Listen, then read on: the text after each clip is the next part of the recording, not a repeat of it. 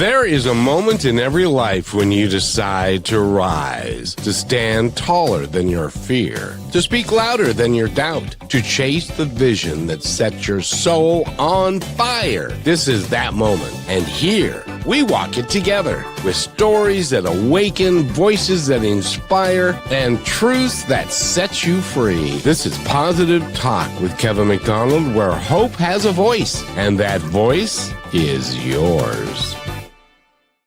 And we've got an awesome show for you today. And Brichelle's going to join us in a minute, God willing, and the creek doesn't rise and her internet connection works. And we're hoping for all that. Sabrina Trobak is with us, and she is a holistic counselor.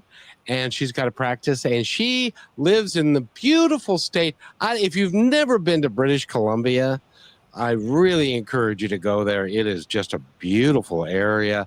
And this time of year is great. The flowers are still blooming and everything is really good. Sabrina, thank you for being here. How are you? I'm very good. It's nice to be here.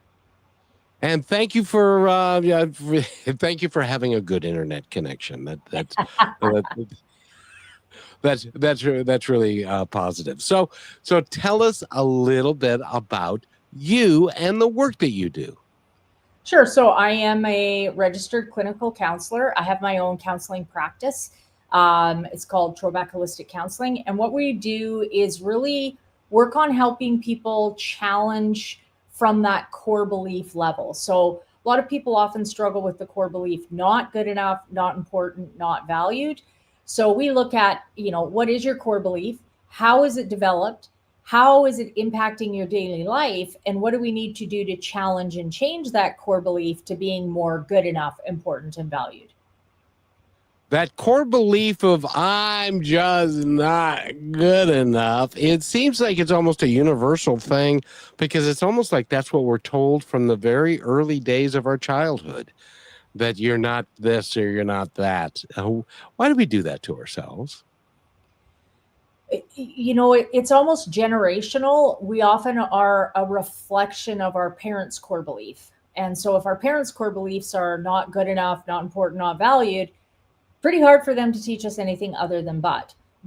And why do they have that core belief? Well, really good chances their parents did as well. So unless we're making a real conscious effort and we're really aware of what this core belief is, the behaviors can look quite different. But that underlying core belief is often fairly similar from one generation to the next, unless there's a lot of real work done on trying to challenge and change it. So it really is a kind of a generational thing. And it may go back a generation upon generation upon generation. That's what my parents did, and so that's what I'm going to do. It makes it really hard to break that out, to break through that cycle and to get out of there and to create a brand new dynamic within your family and future generations. So, and that's kind of the work that you do, is to help people learn that what they've been told ain't exactly right. Oh, ain't exactly healthy for sure, right? And that's part of the problem is for so many people, these cycles have been going on for so long, they don't even realize they're a cycle. They don't even realize they're doing it to themselves or how it works. Or they decide, okay, well, I'm going to change that behavior. So I feel not good enough. My dad felt not good enough. My dad was an alcoholic. So I'm never going to drink. But I'm grumpy. I'm irritable. I'm a workaholic. I gamble more than what I want to. So the behaviors look different. We think, well, I should be doing really great because I didn't drink. I'm not like my dad. Don't matter. We find those other behaviors that end up reinforcing and supporting that core belief. So if we're not really changing at that core belief level, the chances that the behaviors end up reinforcing and supporting that core belief is really, really, really high. That's a really big deal. And at your core of the work that you do, how do you help people number one, understand that is a thing in their life, and then two, to get out of that routine? So we talk a fair bit about, what are their actions, their behaviors, what is their anxiety like, their anger life, what are some of their unhealthy coping strategies, and then we look at what's feeding those and how do they support and feed that core belief. So then clients start to gain that understanding of, oh, I know why I need to go out and get drunk as opposed to go for a walk. One reinforces that core belief, the other one does not. And then we start also looking at what are your daily routines, your daily activities where you're doing things and you can reinforce and support that core belief, not good enough, not important, not valued. And it can be little things like, oh, I put butter on the grocery list and I forgot to get I forgot to get butter when I got groceries. Oh, I'm such a loser. I can't believe how stupid I am. All that negative self-talk reinforces and supports not good enough rather than going, oh, I forgot butter. I'll have to get it next time I go. Right. And so we look at how often that self-talk is really feeding that core belief. And then we talk about how do we challenge and change it? We don't want to just avoid it because generally if we avoid things, they don't go away. They often even get bigger. How do we challenge and change it? So it's looking at, I forgot the butter. How do we reframe that? Okay, so you forgot the butter. Turn around and go get some more butter. You don't really need it. You can get it next time you get groceries. It's not a big deal, but we make it into this big deal so we can support that not good enough, not important, not valued belief. Is that because at one point in our life, when we forgot to do something or forgot to get something, and somebody said, "You forgot the butter"? How that is so stupid. We need the butter. What do you know? And so that becomes a driving focus for us, rather than just saying, "Oh, I forgot the butter. I'll pick it up tomorrow." Right. We learn patterns of behaviors.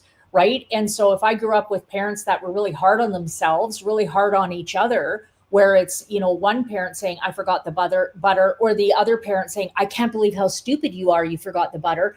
We learn those patterns of behaviors. So that thinking pattern becomes more of a unconscious thought of how we do things. And it's not usually one time. Honestly, if I heard someone say, oh, I forgot the butter one time, I'm so stupid, and I never heard that again, probably wouldn't have much of an impact on it. But I hear it over and over and over and over. I don't like this outfit. It doesn't look good on me, right? Oh, I forgot to get fuel for the car. Oh, no one likes me. I don't want to go out because I don't know how to have, it's all this negative. That becomes the thinking pattern more than it is really about the event. Is it all due to the conditioning that we experience throughout life, or is there something more important at play here? Like you're born that way. You're just born as a negative person. No, nobody's born as a negative person. That's a learned behavior for sure. And so a lot of this is learned from the environment that we grow up in for sure. Now, there are some things that we do know have, genetic predisposition. Like if you have parents who have anxiety, there's a higher chance you're going to have some anxiety. If there's a history of ADHD or depression or schizophrenia or all those kind of things, there can be a predisposition that increases the likelihoods that you may be born with some more significant challenges, but still how you choose to handle them is very different. I can work with, two clients with bipolar where one client is thriving and the other client is really struggling. And a big part of what makes that difference is their attitude about it. If they think, okay, I'm bipolar, I got to figure it out. I need to take my medication regularly. I have my strategies. I know I need to get good sleeps. I need to watch for these red flags. They flourish in life. Other people, fight against it, avoid it, challenge it. I don't want to deal with it. It's going to take much more of a hold on their life and have more of an impact. And that's true about anything, whatever the coping strategy is. It's all about our attitude. But generally, if that core belief is not good enough, not important, not valued, the attitude isn't very great. I got to ask you about this because this is something that has presented itself in my family in our situation. My mother was a meticulous housekeeper. Every time her house was always, she would stay up till 3:00 in the morning and clean out underneath the bathroom sink when they had guests coming over the next day. And because it was almost like an obsession that she had to, everything had to be perfect, had to be spot on.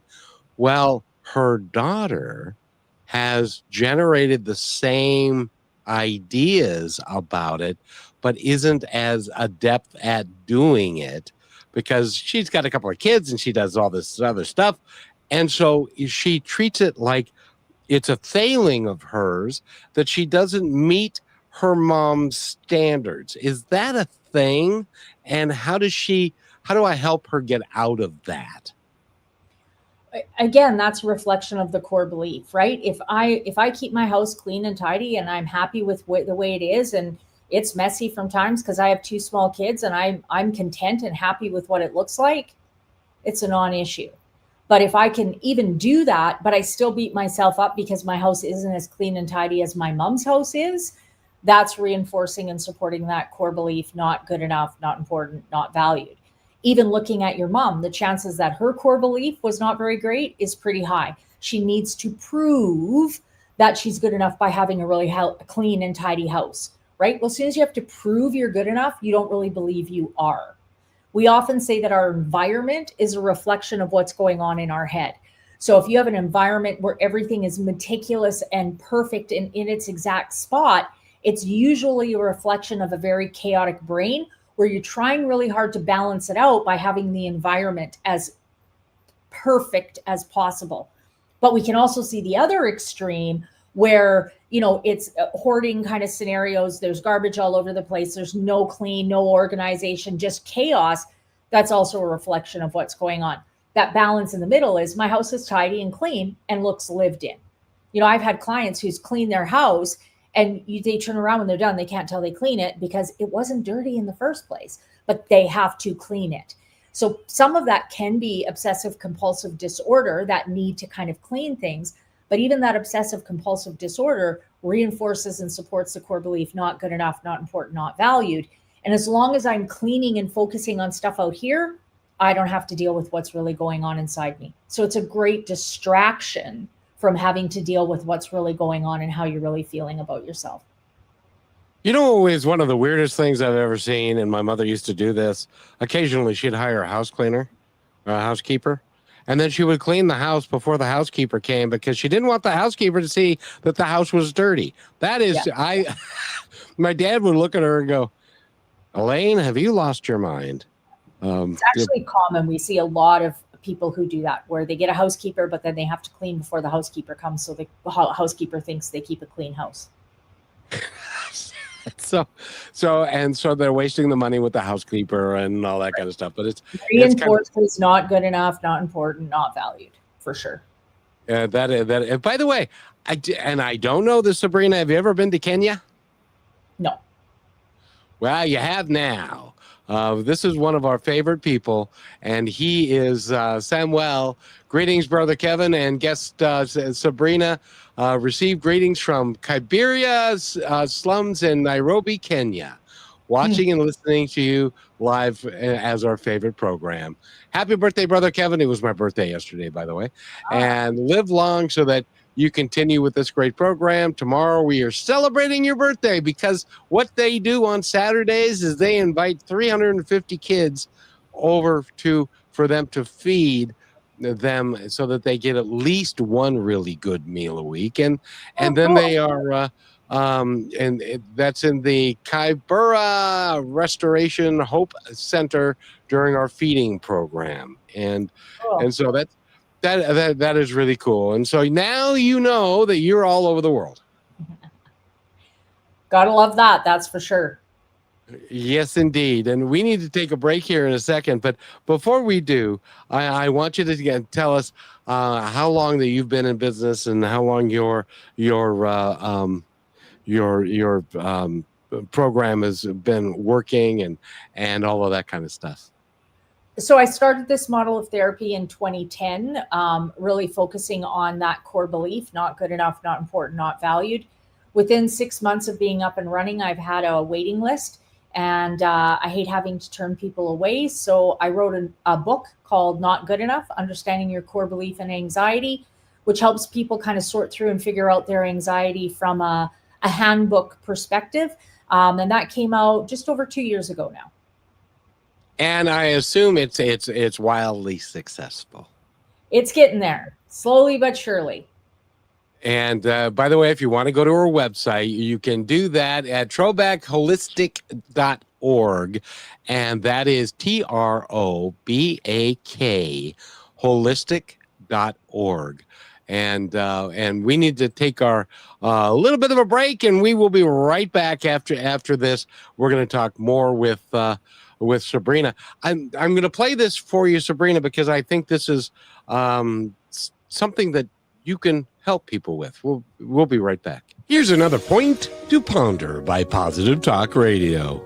A woman spent years hating the reflection in her mirror. One day, she whispered, "I am enough." Day by day, her reflection became her friend. Self-love begins with the words you tell yourself. Speak gently, because you are listening.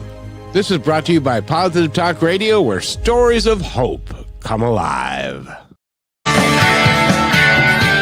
And welcome back to Positive Talk with Kevin McDonald. Rochelle, we're hoping that her internet connection gets corrected so that she can come. She was really looking forward to talking with you, Sabrina. But I got to ask you, is looking in the mirror and not liking what you see a thing? Yeah, it's a reflection of your core belief. If you believe you're not good enough, not important, not valued, you're not going to like what you see when you look in the mirror, for sure. And people, you can have the perfect person, they'll still criticize something. Their earlobes are too long, their nose is too wide, their lips aren't pursed enough, they've got a crowfoot under. You'll find it. But as that core belief changes and you feel more good enough, important, and valued, you start liking what you see in the mirror, appreciating it, valuing it. And so what are some of the steps that you would recommend people use to be able to get to that place where they can look at themselves in the mirror and appreciate the person for who they are? I think we need to be aware of how often that thought is coming up and then really challenge ourselves on it. And I think even working on becoming more aware of your anxiety and what anxiety really is. Anxiety is actually a reflection of your belief in yourself. So if I have anxiety about something, let's say I have anxiety of test writing. If it was about test writing, as the trigger says, then everyone should have anxiety writing a test, but not everyone does. If I don't believe in myself, I can handle writing a test, I'm going to have anxiety. So when you have anxiety, you want to stop and kind of think about, where's my confidence level right now? Because actually the opposite of anxiety is confidence. So if you realize, I'm feeling like I can't handle this test, because we don't even usually go that far. We just go, I can't handle it, I can't handle it, I can't handle it, and just spins and spins and spins. So we want to take that thought and dig a bit deeper. Why? What is it about the test that I'm feeling anxious about? Is it that I didn't study, that I really don't know and understand the material, that I'm worried about writing in a classroom full of a whole bunch of other people, that my pen isn't going to work, that, whatever it is, whatever the thought is that's creating that anxiety, then what you want to do is go and make a plan. So say my anxiety is, I have anxiety because I don't know the material. So what's my plan? What could I do to help me better learn and understand the material? Well, I could talk to my teacher and see if I could get some extra classes. I could go on YouTube, see if I could find some information there on how to figure out the information. I could work with some other students and correct my last assignments and tests and see if I gain a better understanding. Now I have a plan on what I can do about writing a test. I'm likely going to feel more confident in writing that test. So making a plan is a really significant strategy. And we even look at, okay, well, let's go worst case scenario. What's the worst case scenario? I fail my test. Okay, so what do you do if you fail the test? You talk to your teacher, see if you can make it up, see if you can do some extra assignments. You want to make sure you're working harder on your next assignments to make sure you get them caught up. You want to study more for your next test. Even if you fail the test and it means you fail the course, you'll still be okay. People fail courses all the time. You figure out whether you're going to take it again, whether you're not, you're going to take something else, you will still be okay. So we end up worrying about these things that if they actually happened, we would handle. We are way more resilient than we give ourselves credit for. And so once we realize that and make a plan, now when my brain goes, what if I fail the test? I go, well, I'm going to do this, this, this, and this. that worry thought goes away. So we often just let those worry thoughts sit in there and spin and spin and spin and spin. When what we really need to do is take that worry thought and figure out, if this happens, what do I do? How do I solve this problem? Isn't it true that when we worry a lot of the things we worry about aren't even things that are possible to even happen? We make them worse than they actually can be. Yeah, for sure. The vast majority of worry thoughts don't ever even come to fruition. But if you just try to say, well, I'm just not going to worry about it, I'm just not going to worry about it, it doesn't go away. You have to build your confidence. The more you build your confidence and believe that you can handle it, no matter what comes up, the less you have those worry thoughts. So even those worry thoughts, write them down and make a plan. Slowly, you're going to start to go, oh, I would handle it. Well, then I'm not going to worry about it. Then the next worry thought, well, I would handle it. And slowly over time, as you keep proving to yourself, showing to yourself over and over, I can handle it, I can handle it, I can handle it, then the worry thought goes down. Now, I once heard that a worry thought is like praying for bad things to happen. It's not of any benefit. The only thing you really get out of it is you get to reinforce and support your core belief, not good enough, not important, not valued. You get to feel anxious, overwhelmed, self-doubt, insecure.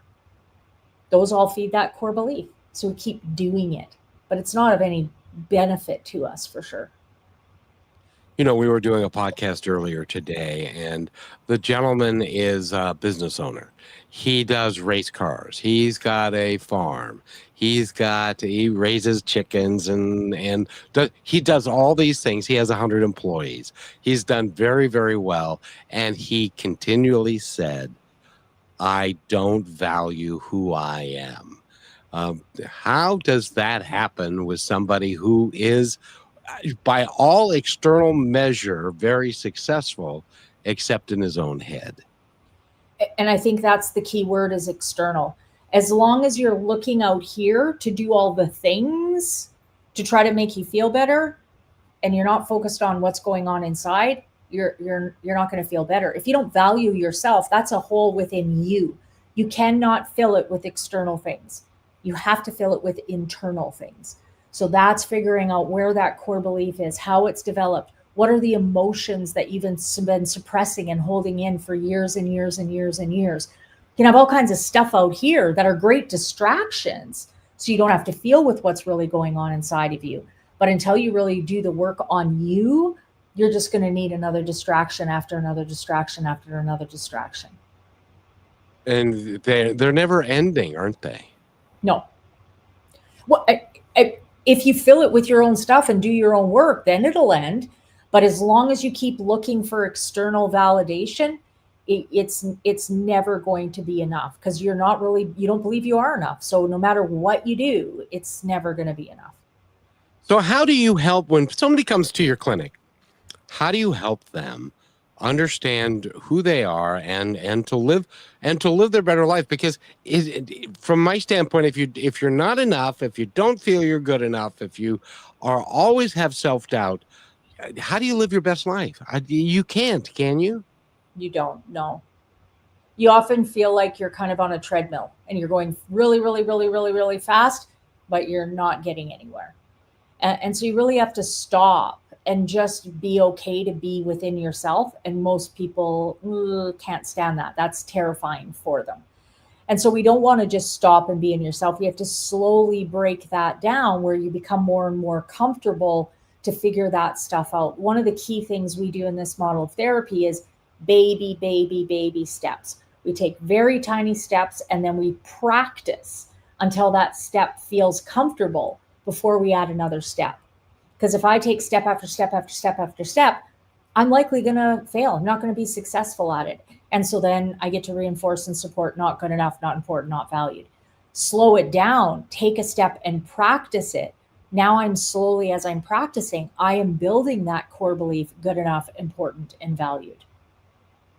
It's a process. I say to my clients, it's taken your entire life to get to where you are right now. It's not realistic to say I'm going to change my core belief in 6 weeks or 8 weeks. It took a lifetime to get here. It takes time to make those changes for sure. Because even if you think that you're making those changes, you can have a setback and then you can be right back where you were. Is that right? Well, yeah, we can all have setbacks, but again, so if my core belief is not good enough, not important, not valued, and I have a setback, well, now that's great. I can play the victim. I can beat myself up over it. All kinds of excuses I can use. But if I'm working on that journey of getting healthier and healthier and healthier, and I have a setback, truth of the matter is it usually isn't a setback. It's just a stumble moving forward. There's another step there that's happening, but I'm not very graceful at it yet because I haven't practiced it yet. So I often have clients who will say, well, I fell way back. And I'll say, did you? I don't think you really did. You caught yourself way sooner than you've ever caught yourself before. You're understanding where it's coming from. You can see that you made that mistake. That's not falling backwards. That's actually growth. That's how growth happens, is you make a mistake, and instead of avoiding it, justifying, making excuses, playing the victim, you go, oh, I did it again. You take responsibility for it. You own it. You figure out why you did it and what you can do differently to move forward. That's not a step back. That's moving forward. And it's a self-talk, isn't it? And Oh, it's what for our sure. brain tells us. And Yeah. is it the mechanism of our brain that tells us these things, or is it because we're repeating things that we've heard from other people and that's just the tape that's running in our head? All of the above. I mean, even the words that we hear from other people are now our brain's process of thinking, right? Our brain is like a filing cabinet. It stores all of our experiences. So when I need to make a decision today, my brain looks through the filing cabinet, finds the file that has similar information, and then I figure out how I'm going to react and respond according to what I've done in past experiences. And so if that's unhealthy, the chances that your brain automatically just goes there is really, really, really high. So you have to make a real conscious effort to go, no, I got to create a new file of how I want to handle this. Right. So we talk about like technology, right? Rochelle's not able to connect. Past history, when things didn't go my way, I got mad and threw temper tantrums and threw my computer. Well, that's in my file. So when I pull it out, my computer is going for a spin. But if I'm working on challenging myself and I open my file and it says throw the computer, I go, no, I don't want to do that anymore. But I have to make a conscious decision to create a new file of how I'm going to handle my computer not working. Maybe I take a 5-minute break and go for a walk. I do some deep breathing. I shut my computer off, think about, okay, I'm going to go back in, I'm going to turn it on, whatever the process is. But now I've got one example of how I'm going to handle it in a healthy way and hundreds of examples of how I handled it in an unhealthy way. So next time my computer doesn't go back, if I'm not making a conscious effort, I'm going to go back to the old ways of doing things. It's the way our brain works. All our decisions are based on how we've handled or experienced things in the past. How do you change your brain so that you don't do that anymore? You have to make a real conscious effort. You have to become aware of it, make a strategy, and then follow through on it. And you're not going to be able to do it 100% when you first start doing it. We're just unconscious creatures. Most of the time, we're reacting and responding in cycles that we've had forever and ever and ever and ever and ever. But if 1 out of every 10 times I can catch myself and go, oh, no, I'm not going to do that again, right? I just forgot the butter. I'm not going to make it into a big deal. But I've already beat myself up 7 times this week because of whatever reason. But I catch myself that one time. Keep doing that. Now I'm doing it 2 out of 10 times. Now I'm doing it 5 out of 10 times where I'm catching myself and having more positive self-talk. As we continue to practice those, we're building that file. That new, healthier file is getting thicker and thicker and thicker. So now there's more likelihood that my brain's going to go to the healthy file rather than the unhealthy file. But that takes a lot of practice. Do you find that self-doubt and self-recrimination and not being good enough is a universal human problem, or is it more men than women or women than men, or is it based upon experience? I think it is universal, but based on experience. But I think that experience is universal. And one of the big things that really feeds that core belief is suppressed emotion. So most of us are taught to suppress and push our emotions down and not feed them. Even more significantly, though, is men. Men are taught much more that they're not supposed to feel their emotions. So that can create a bit more of a obstacle for them because it's just not as socially acceptable. But if I'm full up with emotion and I just can't cope with anything else, then I'm not going to believe in myself that I can handle things, reinforcing not good enough, not important, not valued. So one of the things that we also talk about with our clients is we need to get better at recognizing and understanding our emotions and slowly work on feeling our emotions and letting them out. As we do that, and that, our bucket full of emotion becomes less and less and less because we're feeling the emotions, the more I'm going to believe in myself that I can handle things because I have the space or the capacity to take on some other things. It's amazingly complex. I'm glad you're doing the work because it needs to be done by a lot so that people can live their best life. Which is really important. When we come back from this break, and by the way, we're talking with Sabrina Trobak, and her business is called Trobak Holistic Counselling. And if you go to our website, which is trobakholistic.org, you can find out all about her. We need to take a quick break. And when we come back, I want to ask you a bit more about your history. Because this obviously is very important to you. And it's a very important aspect of humanity.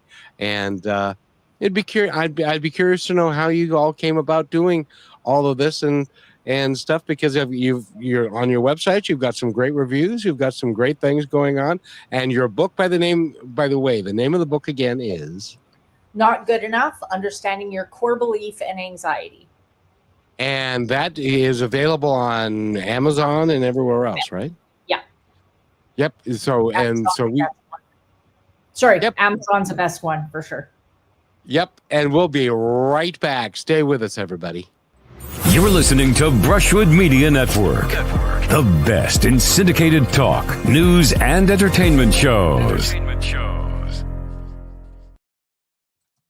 The strength of staying kind from your friends at Positive Talk Radio. Kindness is not weakness. It takes real strength to stay kind in a world that often rewards anger, ego, and control. Being kind means choosing to act from your values, not your wounds. It means showing grace even when no one's watching. But kindness doesn't mean being passive. It doesn't mean letting people take advantage of your time, your energy, or your peace. You can be kind and still say no. You have a soft heart with firm boundaries. The strongest people I know are the ones who choose compassion without losing themselves. They've been hurt. They've been tested. And still, they choose to love and lead and to lift others anyway. Kindness is not about pleasing everybody. It's about honoring who you are and how you treat others, even when it's hard. So stay kind, stay human, and stay strong. And always remember this: be kind to one another because each other's all we've got.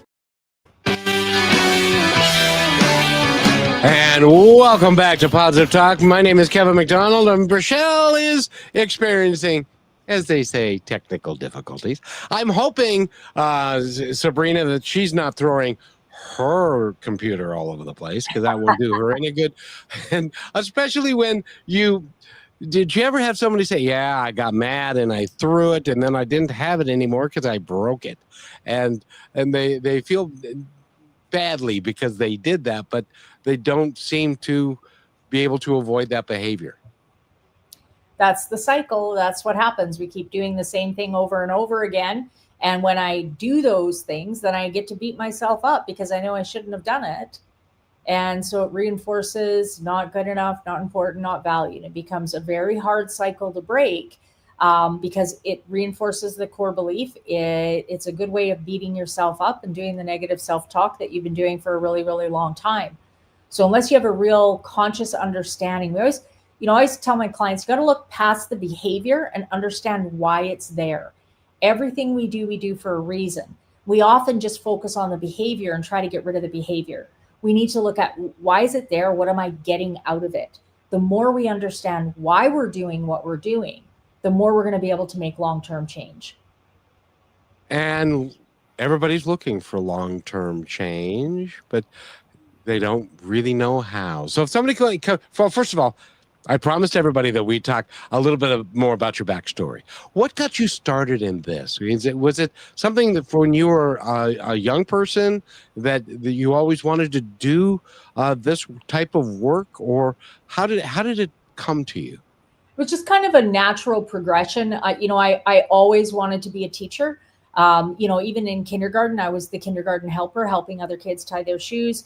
All through elementary school, even into grade 7, I would go down and help the kindergarten kids, get ready for school. I was a classroom helper. Really wanted to be a teacher and was a teacher for 20 years, working mainly as a learning assistant teacher. So I often worked with kids in smaller groups or one-on-one, helping them with reading, writing. They often struggled with anxiety, self-doubt, because they did struggle with school as well. And it just was a natural kind of progression to go into counseling. I was actually even north of here in Fort Nelson, British Columbia. And there was a counseling position opened up. And they said, yeah, if you want to work on your master's, you can have the job. So I started as a counselor in the school system. And I went to a workshop that was presented by a man named Tony Martins, who looked at, it was actually a workshop on suicide. And he looked at it through this core belief of not good enough, not important, not valued.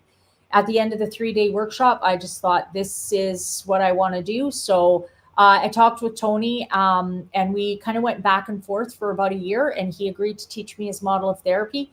So I quit teaching, moved back home to Fort St. John, and started my own private practice here using that model of therapy. Did about And 10 years of fairly extensive training with him on that model of therapy as well. very cool. And that model of therapy that you're using now, that he developed it, is that right? That's correct. Yep. And so tell us about that. It's a very eclectic approach. So the model of therapy in itself uses about 12 to 14 different other models of therapy. So we kind of pull from all kinds of different areas, depending on what we're sorting through, what the client's needs, those kind of areas. So it is a very well-rounded approach where we're using as many different strategies or whatever strategy we need to use to help that client gain that understanding about their core belief and how to challenge and change it. Because the core beliefs that we have, and they can lead to self-destructive behavior as well, can't they? Oh, for sure. Yeah. And so when you were a counselor in school and you were working with kids, I'm sure that there were kids that felt depressed and they felt like they weren't good enough and they weren't, the belle of the ball and all of that stuff. And some of them, and it's such a tragedy when a young person feels so so distracted, or so negative about themselves that they even they attempt to take their own life, or do other cutting and other destructive behavior. Is that a kind of a thing these days, more so than it used to be? I think we know a lot more about it. I think it looked a bit different. The idea of self-harming as in cutting, is newer probably in the last 20, 30 years. But before that, we had other self-harming behaviors. We just didn't know about it or understanding it as much, like pulling hair or punching things, causing that physical pain. One of the things that people get out of self-harming behavior is there is always, I have yet to meet a person who self-harms who didn't have this, a great amount of suppressed emotion. They're holding in a ton of emotion, often emotions like anxiety, loneliness, fear, vulnerable, unheard, powerless. And that emotion is overwhelming for them. But when they cut or self-harm, it creates physical pain. Well, the physical pain is a distraction from the emotional pain. So they choose self-harming behaviors because it gives them a bit of a break from the emotional pain. But then as soon as the self-harming behavior is done, it creates more emotion, shame, guilt, fear of getting caught, embarrassed, loneliness, sad, disconnected. So the self-harming behavior that they're using to distract from the emotion ultimately ends up creating more emotion as well. And so it just gets harder and harder and harder to cope. And then that need for self-harming behavior becomes more significant. But that's true for any of those behaviors, whether it's alcohol, drugs, marijuana, gambling, lying, cheating, pornography, stealing, spending money, busyness. They all do the same thing. They're all driven by our lack of willingness to feel our emotion. We're full up with emotion, so we need to distract with something out of us as a way of not having to deal with that emotion. But those distractions usually reinforce and support that core belief and create more emotion. So now we need an even bigger coping strategy to deal with what we're holding in again. Boy, are we complex, aren't we? We are. Yes, we're interesting creatures, that's for sure. So in the work that you're doing, you're always learning more stuff because there are more behaviors and more different ways for us for those behaviors to be exhibited, aren't there? Right. And the different connections, there's always new connections where, I've been doing this for 15 years, so I have a pretty good idea of how things connect, but it's amazing how it's like, oh, yep, there's another one that I didn't see. So there's always room for growth. I think learning should be a lifelong thing, right? Where, I have clients say that, well, when do I stop doing this? I'm like, never. Like, you want to keep doing this forever.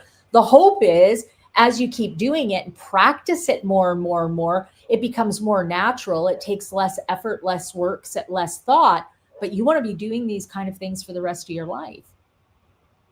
Exactly. And since you've been doing this for 15 years, I got to ask you, how has social media changed how we are as people? Does it cause us more issues and that we didn't know we had before, or is it manifested in a different way? Again, everything we do for a reason, right? So, we talk about social media and the negative impact it has in, having to kind of keep up with the Joneses and compare ourselves to everyone else, and everybody looks all happy and all those kind of things, and we don't feel those ways. But again, that's a reflection of me and what's going on with me. So if I use my social media as a way to, connect with family that live all over the countryside, and, I spend, I don't know, 10, 15, 20 minutes on it a day, it's probably not an issue. But if I'm using it to reinforce and support that core belief, if I'm using it as another distraction, so I don't have to deal with life and what's going on, it's going to have more of a negative impact. And I mean, it's right there. It's at our fingertips. So it's such an easy access that we see it become a really significant issue, but it's an issue because it's meeting our needs. The more we challenge on ourselves, the less we need that in a more negative way and can focus on it in a more positive way. Have you ever noticed things like TikTok and Instagram and all of those things? They portray the people that are there that I have a wonderful life and it's a Pollyanna thing. And so people who look at those people and go, their life is so much better than mine. Can't that have a negative impact on people's development and who they are based upon a fallacy that doesn't even exist? But again, right? Why am I looking at that going, oh, I want what they have? Because I'm not happy with my own life. Exactly. If I'm happy and content with who I am, then I'm not going to be looking at that in social media, right? So social media gives us that quick access to it because it's right there. But if we didn't need social media and we didn't use social media the way we did, social media would look very different. Indeed. So a lot of this leads to addictions of all kinds, right? Absolutely. Yeah. The more emotion we're holding in, the bigger the coping strategy has to be to push it down. So big emotions to hold in, highly likelihood there's going to be addictions. Whether it's alcohol, gambling, busyness, cell phone, social media, could be anything. We're using it from one extreme to the other. We use it to suppress and push down emotions. It's likely going to be more of an unhealthy coping strategy. Exactly. By the way, we're talking with Sabrina Trobak and Trobak, right? There we go. Yeah, you got her. Jeez, I need to put my dentures in, is what I need to do. And we need to take our last break, and it's just a short one. But go to our website, which is and it's Trobak Holistic.org. Find out all about her. You can find out about her approach, about her therapy, and buy her book, which is called Not Good Enough: Understanding Your Core Belief and Anxiety. It's a handbook, and it's available on Amazon and everywhere else. And by the way, if you've got a local bookseller, go to your local bookseller and say, hey, there's this book I want you to get. And why don't you order like a dozen copies, put it on the shelf, because there are other people that need this book too. That would be something really positive to do for both your community and also your bookseller. Don't you think, Sabrina? That would be wonderful. It's very hard to get a book into a brick and mortar store. I can only imagine. I can only imagine. But we need to take a quick break. It's just a short one, and we'll be right back. Stay right where you are. And we're talking again with Sabrina Trobak, and we'll be right back. Here's another point to ponder by Positive Talk Radio. In a dark room, a single candle was lit. That tiny flame chased away the shadows, filling the space with hope. Your courage, your kindness, and your light may seem small at times, but it can change someone's entire world. Never underestimate the power you already carry inside. Even the smallest flame can ignite a fire that transforms lives. You are listening to Positive Talk Radio, where stories of hope come alive. And welcome back. We're talking with Sabrina. She is a holistic counselor, and she does some great work. And by the way, I'm curious to know, what do you think kindness plays in our world, and why don't we have more of it? What I often say is the more a person is struggling, the more they go inward, the harder it is to focus on things outside of yourself. So we have a lot of really struggling people in our society right now. So their capacity to really look beyond themselves at someone else is going to be limited. I would say it's kind of like, you're driving down the street in your neighborhood, your kids are in the car, you're passing back snacks, the music's playing, they're talking about all the different things. There's a dog, doesn't even faze you. But now you're driving into a new neighborhood that you've never driven into before. What do? Shh. Kids need to be quiet, turn the music down. Got to focus a lot more on what's going on. So when it's that feeling, you don't have the space or the capacity for all the things going on around you. So unfortunately, one of the things that gets impacted by that significantly is kindness. Kindness is about acceptance, about understanding of others. But if I'm really struggling within myself and focusing on me, I'm going to have a hard time looking at the needs of other people around me. And what's really interesting is that kindness is, like a smile.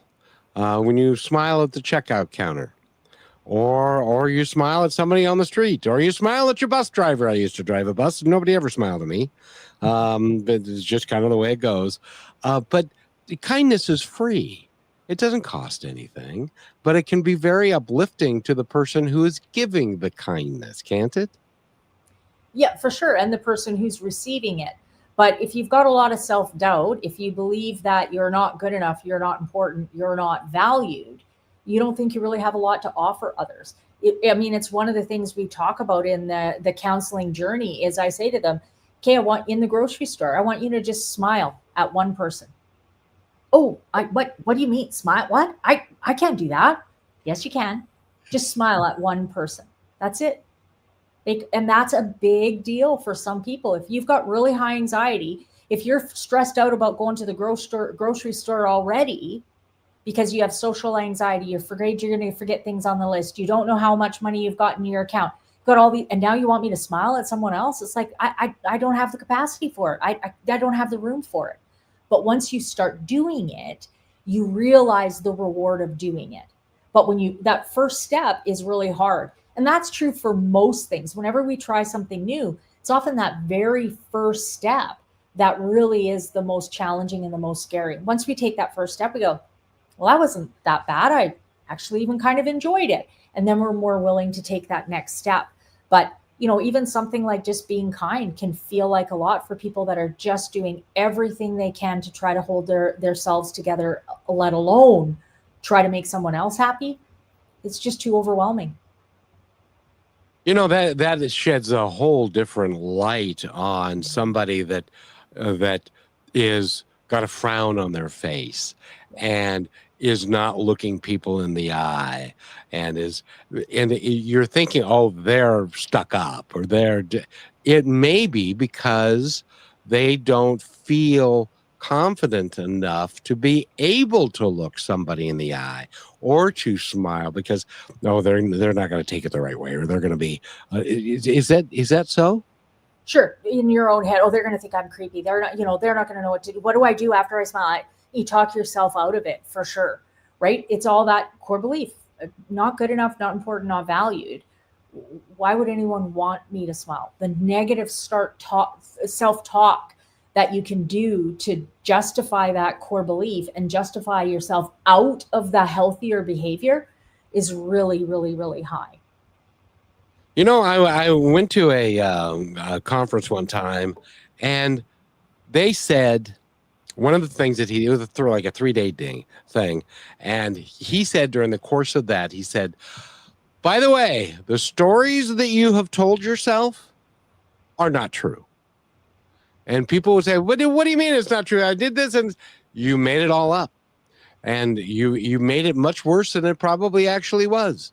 And why do we make up the stories, and why do we believe them so fervently?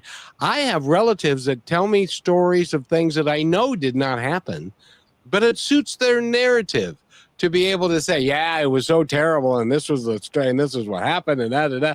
And I know that it didn't happen that way, but they stick to it because of the victim mentality, or it makes them feel better, or makes them feel like they've got some. I'm not exactly sure why. Why?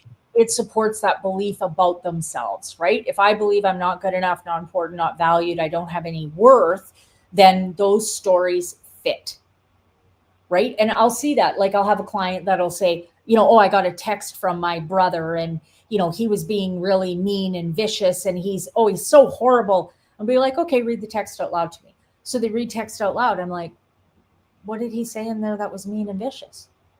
And they read it again. They're like, oh, well, I thought he said something mean and vicious. So there's nothing in there that's mean and vicious, right? Oh, well, he said, whatever it is. I'm like, okay, does that mean he's mean and vicious? That's your interpretation. So your perception is reinforcing your core belief, but the actual reality of what's actually there, I'm not seeing it. I don't know your brother.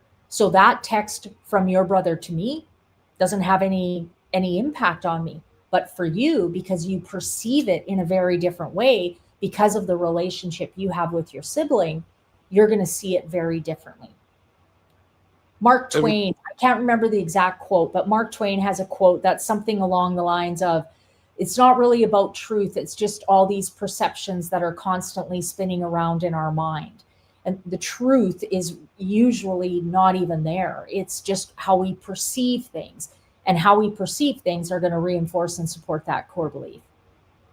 So basically, and I was just sitting here giggling to myself because our perceptions become reality, but the reality isn't necessarily our perceptions, because they're two different things. They can be. Have you ever been in a room with a bunch of people, and one, especially with like two women and a bunch of guys are in a room? This happened to me years ago, and one of the girls gets up and leaves. She had to leave, and the other girl says, "Did you see the way she was looking at me?" Now, the guys in the room, there was no notice of any of us that anything was amiss.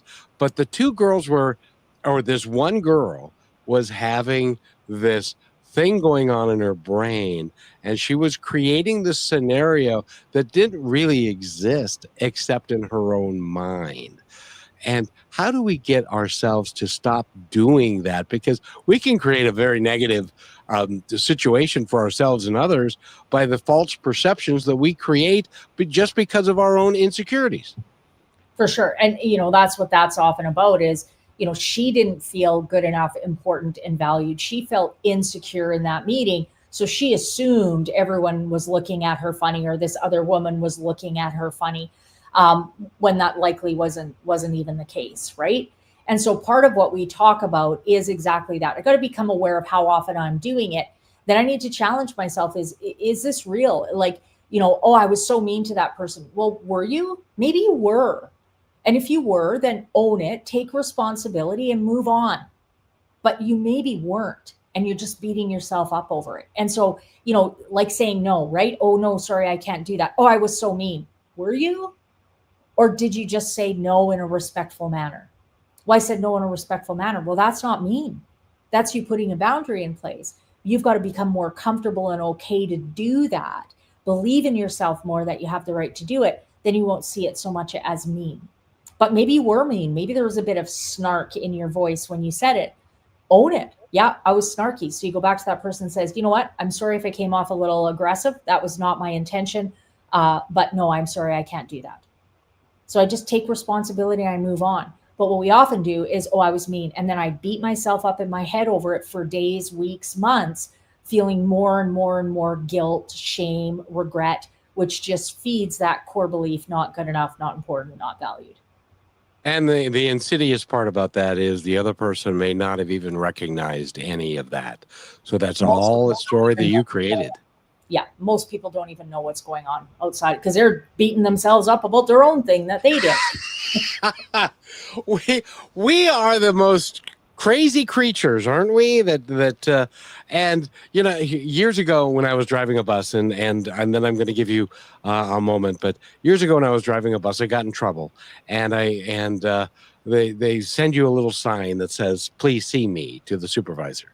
And I will go to my union rep and he said, "Please see me." And I've got to go because I did that. And he said, "Stop. Do you really think that there's anything possible that you could have done that he hasn't heard of or seen or been party to before?" And I said, "Well, probably not." And I said, "Well, then what are you worried about? You're making a big deal out of nothing." And as it turned out, I was making a big deal. I didn't sleep the night before, and I was going to go and I was trying to come up with an excuse and all the things. And it was a 3-minute meeting, and he said, "Don't do it again. Have a nice day. Take care." And that was the end of it. But I made it a big deal. And so I was tired the next day and didn't get enough sleep and all that kind of stuff. So, by the way, we've been talking with Sabrina Trobak. And Sabrina, I would love you to tell our audience anything that you would like them to know, how they can get in touch with you and work with you and your program. Sure. So my website is trobakholistic.org. On my website are all my social media connections. I've just started a new YouTube page. It's called Sabrina Trobak. On my website, I have a blog section, which is short 2 to 4 minute reads. I also have a page that has different podcast interviews that I've done as well. You can get my book. Best place to get it is on Amazon. That's the cheapest place to get it for sure. I'm starting my YouTube page, so I am going to be doing some larger videos, longer videos that are going to go into more specific information as well. So if you're a YouTuber, you might want to check that out as well. That, by the way, I've checked it out because I'm a bit of a YouTuber, and they're very good. They're very they're very concise, and they've got great bits of information that you can take with you and use throughout the day, and to do some wonderful things. So, Sabrina, thank you so much for being here. I'm so sorry that technology bit Rochelle. Yeah, you'll have to tell her I say hi and I missed her for sure. Yeah, I will. And she missed you. She was so looking forward to talking to you.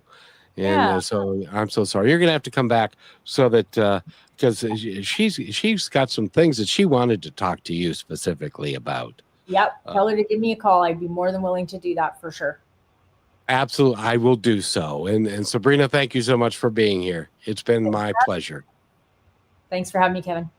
Have a great day. Thank you for being part of Positive Talk with Kevin McDonald, where stories inspire and voices remind us of what truly matters. May today's conversation give you hope, courage, and a reason to keep moving forward. And just remember, till next time, be kind to one another because each other's all we've got.